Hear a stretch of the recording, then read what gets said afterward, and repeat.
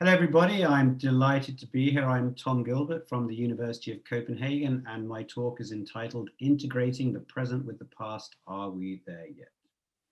Now, I guess what I'd like to start with is just reflecting on how, to me, the progress ancient DNA has made in the last 40 years is just incredible. This here is a figure from Higuchi's 1984 Nature paper, the first real ancient DNA paper. And as you could see, their Nature paper was based on a tiny phylogeny with 4 species in. And then if we just jump forward 15 years from that, a typical ancient human study would have had data like this. This is actually data from the first paper I was actually on out of when I was at my PhD at Oxford. And it shows very, very simply a table containing basically what the base is at certain positions in the mitochondria based on a few bits of PCR amplification, and a really state-of-the-art paper at that time might have had a figure in like this, a haplotype network showing things related. And so we jump forward to today, 20 years later, and I mean, some of the stuff that's been published recently and talked about in these last few days of the conference is just insane in light of what we used to do. I mean, for example, Luva Dalen's teams talk about getting not only DNA from mammoths, but genomic DNA from samples over 1 million years old. It's just mind-blowing. And another example, Hannah Schroeder's team's work, where they've taken discarded chewing gum from thousands of years ago and not just got DNA out of that to study what the person was eating, but actually reconstruct the genome of the person, tell us stuff about how they looked, and even delve into the oral health of these people. I mean, this stuff is just crazy. And then, I mean, human studies take it even further. I could, of course, talk about many, many human population studies, but I've just picked this one. I mean, the key thing about this study by Esker Villesel's team, Esker and Ashot Margarian, is they have hundreds of samples, genomic data to look at the history of the Vikings. And of course, by showing this one, I can also show this great picture that they put out with it of Ashot looking sultry and dark, and Esker as the slave repenting for the sins of his Viking forebears.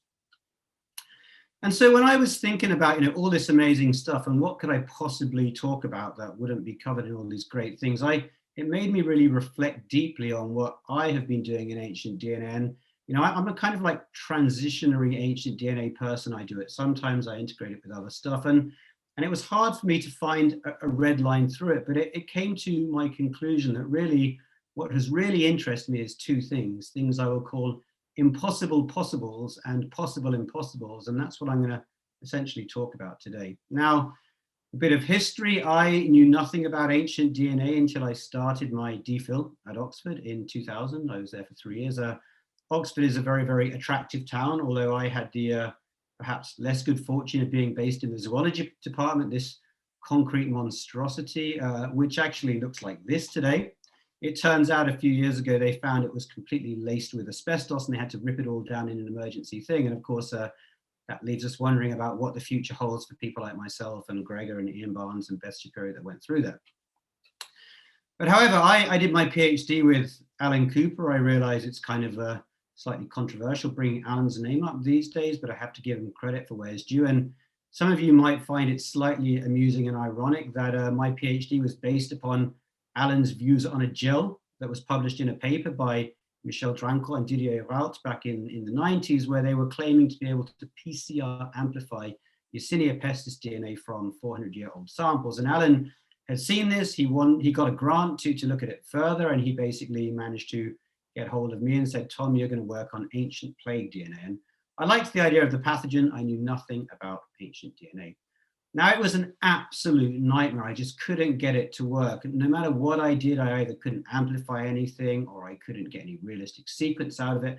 And I got very, very, very heartbroken by it. But as a result of facing this, I did start changing my focus a bit and digging into why was I having so many problems. And so I spent most of my PhD actually reading up and working on DNA damage, contamination, on structural properties of tissues that basically make them likely or less likely to have all these.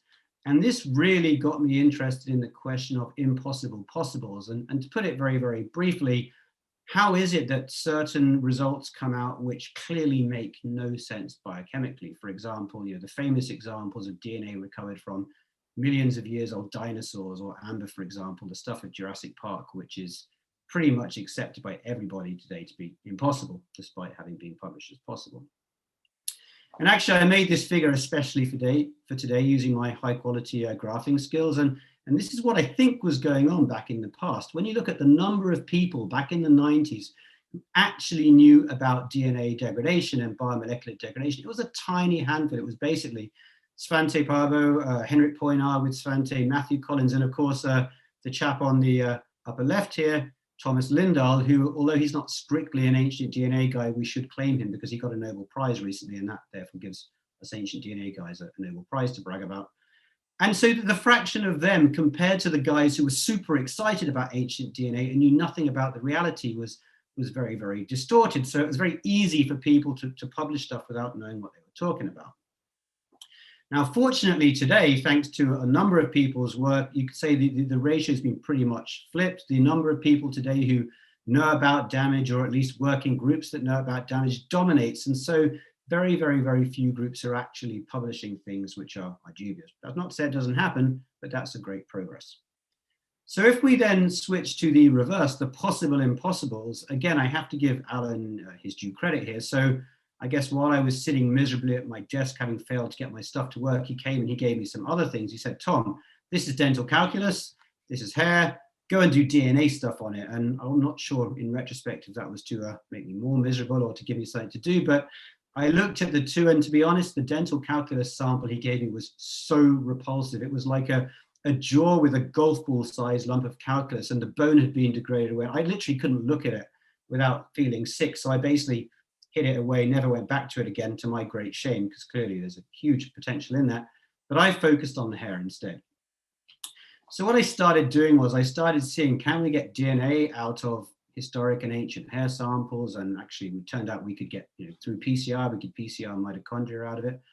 One funny thing, when I was looking back at the paper we published and I found the table in it, which is shown here, I'd actually forgotten nearly all of this. I was like gobsmacked to find the other night that I actually had samples from Isaac Newton. I had 6 samples from Isaac Newton. I have no idea why I had 6 samples from Isaac Newton, but the crazy thing was we did it and it did work.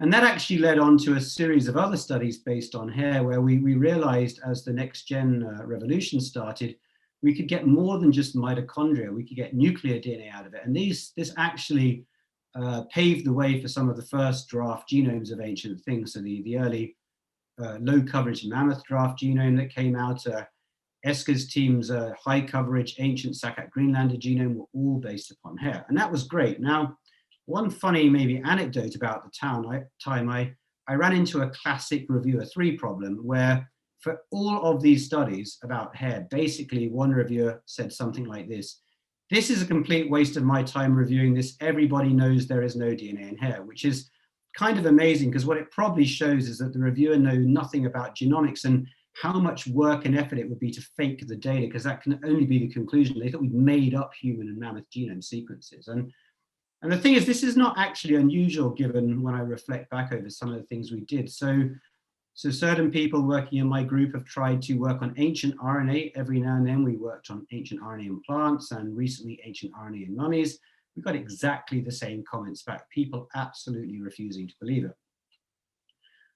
On the RNA front, I would just like to highlight one thing, actually, because I think this is a very underappreciated and crazy fact about ancient DNA. So the first study looking for RNA in ancient samples was Franco Rollo in Italy in 1985. Now, this is the year after the Quagga result came in, and it's just remarkable to me that he'd already thought about this and tried it. What I think is also remarkable is that for a good 25, 30 years after that, nobody went back to it. And it raises the question of why. And I think it actually comes down to the fact that people just didn't believe it was even possible to do such things. So you can ask the question, why so much disbelief? And I think it basically comes down to that. Most of us expect the expected. We have constraints in our mind about what is possible based upon what we've learned on our courses or been told by others. And there's very, very, very few people who fall into the have some reason to test the unexpected. Now, that's not to say those people are particularly clever. I certainly did it because Alan Cooper made me do it. It wasn't because I thought I should do this, right? But the point is, there can be a value in exploring the unexpected. And I will say that times are changing. In my view, I would imagine the ratio is more like this today. There's a greater number of people who have some reason or willingness to test the unexpected, possibly because the unexpected is becoming expected. And of course, we can hope that the future holds something like this, that ultimately most people will be willing to branch out and try new things. And that is what you have to do if you really want to open up the new frontiers. So what is really my point of this intro? Well, really, there's no doubt we have learnt a huge amount about how to generate and use ancient DNA, and many things that were once viewed as impossible are possible. And there is no doubt that many amazing things have been done so far, and this raises the question, are we there yet? And of course, I wouldn't be giving this talk if I thought the answer was yes. So that raises the question, what might some of the next frontiers for ancient DNA be? And there's an asterisk here because it is very much under the assumption that we have got a good idea of the limits of DNA and RNA preservation. And even that is maybe uncertain. Now, I do want to go into a quick divergence, again, a quick caveat, a story from 2005. After I left Oxford, I went to Arizona to work in a lab, not really doing ancient DNA, working on HIV. And I had a phone call in about May 2005 that I remember really well. Somebody rang me on my very, very hip early 2000s mobile phone and said they'd heard a rumor, it was a journalist, they'd heard a rumor that somebody was going to sequence the Neanderthal genome, and could I tell them about it? And I basically laughed and laughed and laughed and laughed, because back in that time, the pre-next gen era, I was like, well, look, we do this by PCR. We PCR maybe 60, 70 base pair fragments at a time. The Neanderthal genome is 3 billion base pairs long. That will take infinity, basically, to do the work, right? It's impossible, and that was it. Now, of course, funnily enough, about 2 weeks later, 454 released the GS Flex, which changed sequencing completely, proving it could be done. And of course, I was like, whoops, that was very, very wrong. So occasionally I make very, very big mistakes, and I'm happy to admit it. So take what I say now with a grain of salt. So back to the are we there yet? And essentially, as I was allowed to choose what I talk about, what excites me now, I'm going to talk about three things for the rest of the talk. One, what I would call true population paleogenomics, and in particular using such data to study genome evolution, selection, and so on. Two, integrative ancient hologenomics, and can we get enough data to do that? And three, de-extinction, both its potential and its limits. Now, I'm sure we all agree on the definition of paleogenomics. This is actually the Wiktionary one, which I'm flagging just because I don't actually like it. Somebody said it's the study of ancient genomes, especially those of extinct organisms, which of course we disagree with. Population paleogenomics is basically once you have more than one ancient genome. And I say this is not just about migration history. This can be used for a lot of other things. And I was first aware of this back in my PhD when I got involved in a study being led by Svante Paavo's group studying ancient maize. They haven't always just done Neanderthals. And what they were doing in this study was actually sequencing or PCR amplifying 3 loci from maize samples, not very many, that span through about 3,000 years of time, and looking at actually the changes in allele frequencies. And what they showed was that different alleles were under selection at different time. And this actually stuck in my head as being a very interesting use of ancient DNA. And a few years later, actually, Anders Gerdestrom's group did something very, very similar on cow remains. They were looking at changes in some nuclear SNPs in cows through time, and they looked at 3 SNPs over 1,500 years and looked at changes in heterozygosity and allele frequency and so on. And again, I was like, this is kind of cool, but it's 3 samples. Now, of course, if we shoot forward to about 2015, David Reich's group published this really, really awesome paper where they did a much bigger study on the genome scale of ancient Eurasians spanning basically the Paleolithic through the Neolithic to the present. And the main figure of the paper, I guess, in the context of selection is this. It's a Manhattan plot that basically shows when you compare or look at the FST values between across the genome, comparing the past to the present, you find some clear outliers, for example, the lactose persistence related to that and pigmentation and so on. And these are direct, signs of what they would argue selection on the genome. So it's really amazing you can do this kind of stuff. But there is a fundamental question that lies in this, which is what is a population? If you look at both David's study and Anders' study, and I say I like both these very much, because of the samples available, they've been constrained to defining populations largely about time, not geographic space. I mean, look at Anders' figure on the right here. You'll see the samples were spread out over a very big geographic range. And And this is a problem because when you have that geographic spread, you have to ask, are the changes we see in the genomes due to selection, or is it population replacement simply, or is it both? And so ideally, the way to do this would be to use samples from very, very specific single locations through time. And then you can look for the changes in allele frequencies, but also test for population continuity. And depending what you find, you're either able to look at something that's definitely a result of selection or possibly a result of replacement and maybe selection too. And it's certainly easier when they're all from one location. Now, this has been tried. This is a study on maize by Ruth Fonseca and Nathan Wales. Nathan's now in York, but this was back when he was in Copenhagen. And in this study, I say this was in the middle days of NGS, so things weren't quite as cheap as they are now, but they generated exome data for 348 genes of about 30 samples from the American Southwest of maize spanning about 4,000 years. This is a quick phylogeny just showing the relationship. And the key point is all the Southwest ancient samples, which are in turquoise here, basically cluster into one group. Now, I admit it's not a huge sample size, but they do seem to be likely to be one continuous group of things. And there are other analyses in the paper to look at it more on this.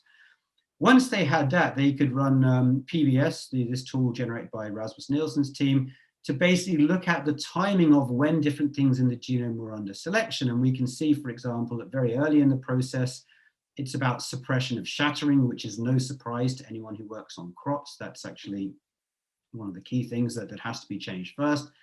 And then later in the process, the adaptation is to the environment, to living in the dry conditions. And only very, very recently do we get the actual selection on things that apparently make the maize really, really good to eat. So it shows it can be done. Now, of course, the question is, do we have the data sets to do this? And I would argue that yes, more and more we do have them.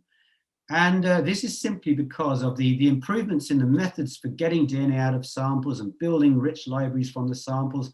And of course, the price improvements. It's just so much cheaper now to sequence. We can use the crappier and crappier samples we used to ignore, of course, not all of them, but enough of them that we can start really doing these very focused analyses on single locations, as long as the samples are there. I do want to make one caveat though. So mostly I actually work on modern comparative genomics these days. And a major caveat from that is that, we're very good at seeing correlations, and it's often very hard to say there's a causation going on. But here again, there's a lot of really promising stuff happening now with regards to accessory data sets. So for example, just to flag two things, I'm sure most of you know about the amazing advances made in proteomics, people like Enrico Cappellini and Matthew Collins and so on, who've been publishing very, very rich data sets from bones. And similarly, as I mentioned already, the RNA work, but I want to highlight one study by Mark Friedlander and Bastian Fromm in Stockholm, who are not typical ancient DNA people, who dug into some of the RNA data and got microRNA data out of it. And these kind of things actually give you the insight into not just what the genetic basis of something could be, but what is actually going on. And this holds huge potential. And of course, as we sequence more and more very, very high quality reference genomes in initiatives like the Earth by Genome Project or the VGP or the Darwin Tree of Life, which the Wellcome Trust are funding, that just gives us more and more and more potential to do this. And for those that don't know these projects, please check them out and give them your support, because they will revolutionize the life sciences, whether it's applied or basic. But there are other levels we can consider too. So what about the hologenome? The hologenome is the combined genetic material of a host organism, like this vampire bat, for example, and the microbes that live inside it that are critical to how it functions. And holobiont theory basically says if you really want to understand how life works, you need both parts of it. And so this actually, I say, is hologenomics. It's actually what most of my interest is in these days. How do the two things work together? And it's fundamentally important if we really want to understand what is going on, especially in non-human systems in the past. And this is because if you just use some examples from the recent literature about the role of microbes in vertebrates, the things they do are way beyond the expected. Microbes in your gut are not just important for things like nutrition and diet, like is shown up here, or in fact, maybe linked to that and kind of obvious resistance to toxicity in things you eat, but they're being shown to be super important in processes like fasting or entering torpor or thermoregulation or even behavior. And when they play this many rules, the logical conclusion is if you sequence a genome alone and don't have this information, you can't fully understand what is going on in your ancient sample.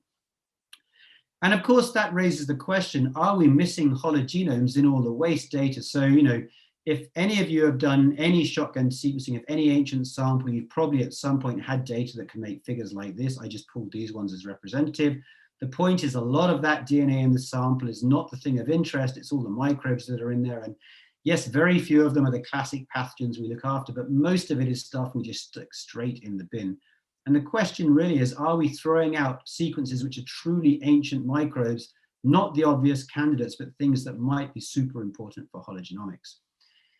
And so if this is the case, one can imagine a future where we start doing what I would call awesome integrative ancient holomics, where we take out ancient samples and we get not just the genome, but we get the RNA and the microRNA and the proteins, and who knows, maybe the metabolomes and even in the metagenomes, and put it all together to really study how life worked in the holomic window.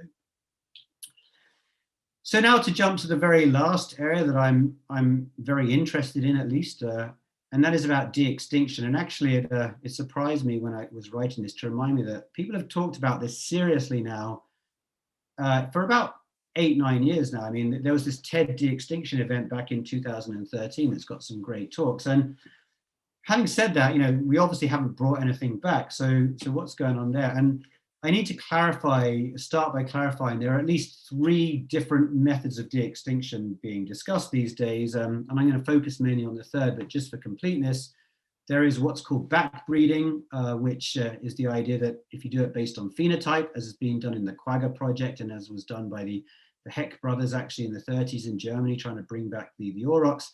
The idea is you just look at the natural variation of it relative to whatever's gone extinct, in this case, the zebras, and you cross individuals together that look a bit quagga-like, and you eventually end up with what you can see in the bottom right here, an animal that looks damn like a quagga, even if genetically it wasn't.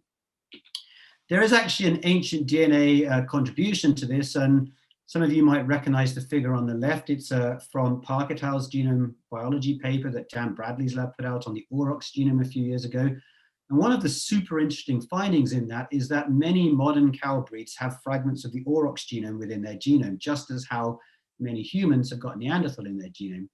And if we know this, and if we map it out, you can actually imagine crossing cows based upon complementary bits of Neanderthal genome DNA and successively building up cows with more and more and more aurochs inside them until you end up with a brand new aurochs. So that's pretty exciting if it could be done. Of course, we might not have all the bits left, but it's worth looking at. The second area method that is discussed is somatic cell nuclear transfer. This is the science of Dolly the sheep. To put it very, very simply, if you want to clone a sheep where you've got some somatic tissue, you take out a somatic cell and you basically keep the nucleus safe. You go to a foster sheep that you want to basically incubate it inside, and you take out an egg cell and you destroy the nucleus from the egg cell of the foster.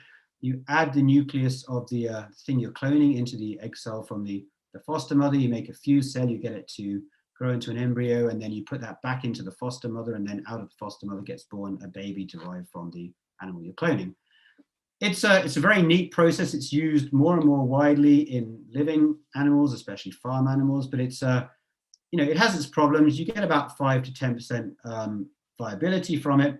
The idea with ancient DNA, of course, is that maybe you're lucky to find a deep frozen mammoth that has got an amazing nuclear preservation, and you take out a cell with a nucleus and you put it inside an egg cell from an Asian elephant, a close living relative, and then eventually your Asian elephant gives birth to a baby mammoth. Now, this is really, really hard to imagine because of the fact that are there even nuclei out there in frozen samples that are even slightly intact that you can use? Plus, on top of that, we have the problem of chemistry. A sheep into a sheep is straightforward, but a mammoth into an elephant, you're looking at a good 5-6 million years divergence. What has that done to the chemistry of the animal? How will that affect the development of what's going on?